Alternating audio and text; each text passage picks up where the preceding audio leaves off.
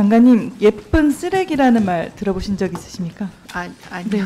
네. 네, 국립재활원에서 노인 장애인 보조기기 연구개발 사업을 추진하고 있습니다. 네. 1차 사업이 2020년부터 23년까지 4년간 총 334억 원 투입됐고 2차 사업이 2024년부터 2028년까지 5년간 461억 원이 투입이 예상이 되고 있습니다. 네, 문제는 과제당 연간 11억 원에서 최대 52억 5천만 원에 달하는 막대한 예산이 투입되고 있음에도 네. 정작 개발된 보조기기가 장애인 당사자들한테는 외면을 받고 있다는 그런 부분 때문인데요. PPT 보시면 1차 사업 구체적 실태에서 생애주기별 여성장애인용 보조기기 3종에 총 11억 투입했으나 현재 판매 실적이 20만 원 정도고요. 보완대체 의사소통 시스템 등도 판매 실적이 아예 없는 상황입니다. 결과적으로 이제 4년간 총 1차에서 334억 원 혈세 투입해서 12개 연구과제 시제품 개발을 했는데 152개고요. 근데 판매 실적이 투입 대비 7.5% 수준 정도밖에 되지 않습니다. 더 심각한 거는 이 중 약 15억 원이 단 한 개의 과제 성과라는 점입니다. 그래서 이렇게 예쁜 쓰레기라는 호평이 나오는 이유를 살펴보면 실용성 대비 과도하게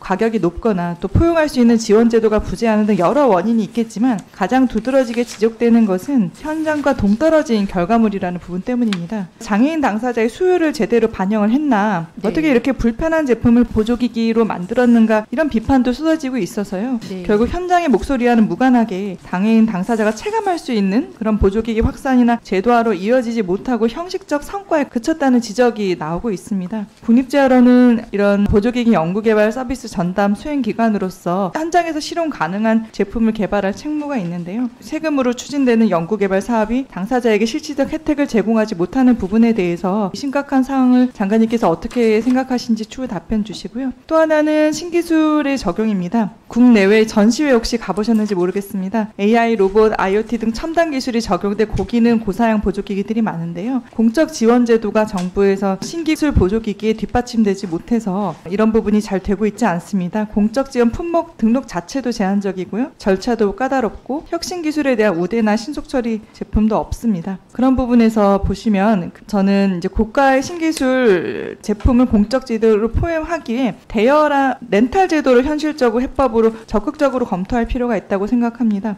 호주는 이미 이런 부분을 올해 11월부터 전국 시행할 예정이고요. 대여 중심으로. 우리나라에도 지역 보조기기 센터를 통해서 대여가 있지만 아직은 그런 부분이 굉장히 미흡하고 형식적 수준에 머무르고 있고 어려움이 있습니다. 보조기기법 자체가 급변하는 기술 환경과 사회적 요구를 담아낼 수 없는 낡은 프레임이기 때문이라고 생각을 하는데요. 장관님께서는 장애인 당사자 중심으로 정책 패러다임을 전환해서 4차 산업혁명 시대에 맞는 새로운 정책 프레임워크를 구축해서 보조기기법을 전부 개정하는 부분에 대해서 어떤 생각을 갖고 계신지 여쭙고 싶고요. 또 지금까지 보조기기 정책이 철저히 공급자 중심이었다. 또 정작 보조기기를 필요로 하는 장애인 당사자는 소외됐다는 부분에 대해서도 어떻게 생각하시는지 여쭙고 싶습니다.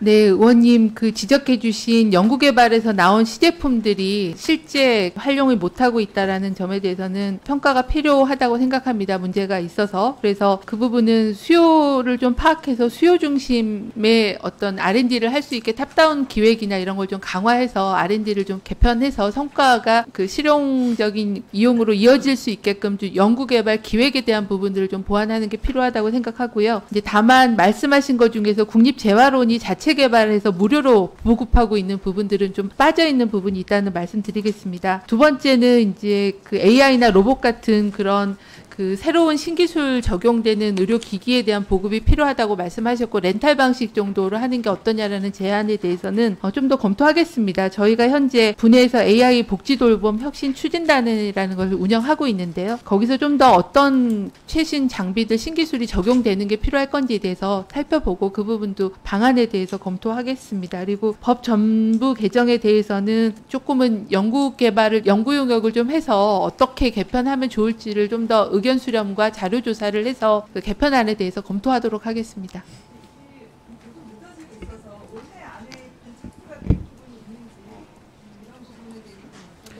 저희가 좀 검토를 해봤는데 올해 예산은 좀 어렵고 내년도 예산으로 정책 용역을 해야 된다라고 보고를 받았습니다.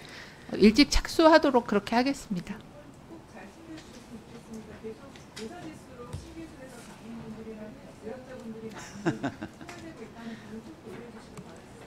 네, 알겠습니다.